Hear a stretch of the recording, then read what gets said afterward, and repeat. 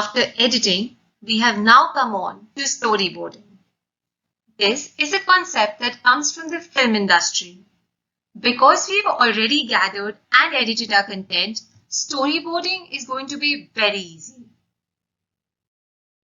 When it comes to giving good presentations, most people focus on having a good start. This is essential because if you start with a cliche opening such as hello or good morning everyone, you will waste your audience time.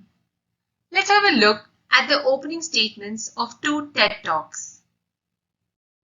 So imagine a big explosion as you climb through 3,000 feet. Imagine a plane full of smoke. Imagine an engine going clack, clack, clack, clack, clack, clack, clack. Sounds scary. Well, I had a unique seat that day. I was sitting in 1D. I was the only one who could talk to the flight attendants.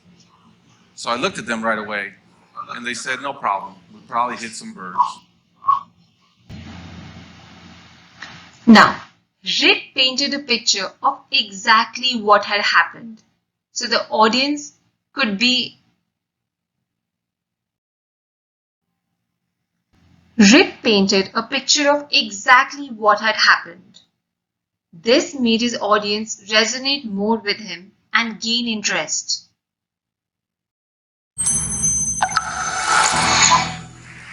How many of you have had to fill out some sort of web form where you've been asked to read a distorted sequence of characters like this? Yeah. How many of you found it really, really annoying? Okay, outstanding. So I invented that. Or I was one of the people who did it. That thing is called a CAPTCHA. And the reason is there is to make sure that you, the entity filling out the form, are actually a human and not some sort of computer program that was written to submit the form millions and millions of times. The reason it works is because humans, at least non-visually impaired humans, have no trouble reading these distorted squiggly characters, whereas computer programs simply can't do it as well yet. Now what Lewis did here was ask his audience a question which most of them were able to relate with. He found a common ground and based the entire presentation on that. Let's look at some effective ways to start presentations. The classic trick, open with an introduction. While this is not a method most people prefer to use, you may be bound to do so because of, say, it being a formal meeting or your organization dictates you to do so. However, you still need to figure out a way to connect with your audience. The best way to do so is by throwing in a simple story showing who you are, where you come from, and why the things you will say truly matter. You could also introduce yourself by sharing an obvious stereotype about your profession. This cue will help you connect with your audience better and make them chuckle a bit and set a lighter mood for the speech to follow. Open with a hook. Wow your audience straight off the bat by sharing something they would not expect to hear. It creates an instant jolt and makes the audience intrigued to hear what you're about to say next. Once you've created that, pedal back. Continue with the provocation to do something else that they will not expect. Rhetorical questions. Now, rhetorical questions have a great persuasive effect.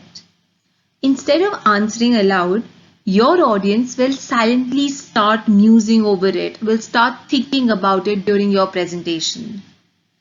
This curiosity will motivate the audience to remain attentive as they do want to learn your answer to this question. Stats. Now, a clean slide with some mind-boggling stats makes an undeniably strong impact.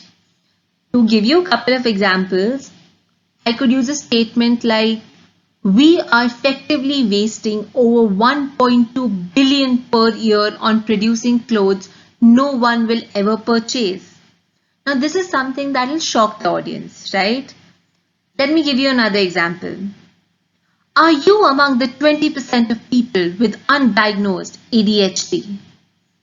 Now even if people who are not diagnosed with it will have a certain empathetic value towards you and towards your presentation. Let's look at another example. 58% of marketing budgets are wasted due to poor landing page design. Let's change this. So in this, you're not only stating a fact, but you're also calling them to action. And a last example could be, did you know that companies who invested in speech recognition have seen a 13% increase in ROI within just 3 years? Now this sparks curiosity. Let's move on to the next one. Use an absorbing visual. Your first presentation slide can be text-free. Communicate your idea with a visual instead. So a photo, a chart, an infographic, or another graphics asset. The what if combo carries massive power. It gives your audience a sense of what will happen if they choose to listen to you and follow your advice. Leverage the curiosity gap. Here's how you can use the curiosity gap during your presentation. Start telling a story. Pause in the middle and delay the conclusion of it. Withhold the key information. So what I mean by the key information is probably the best solution to the problem you have described. But don't hold on to it for too long because that way it could reduce the initial curiosity. Then introduce an idea or concept and link it with an unexpected outcome or subject. This is the best tip for opening a presentation. Variety is the key to keep your audience engaged.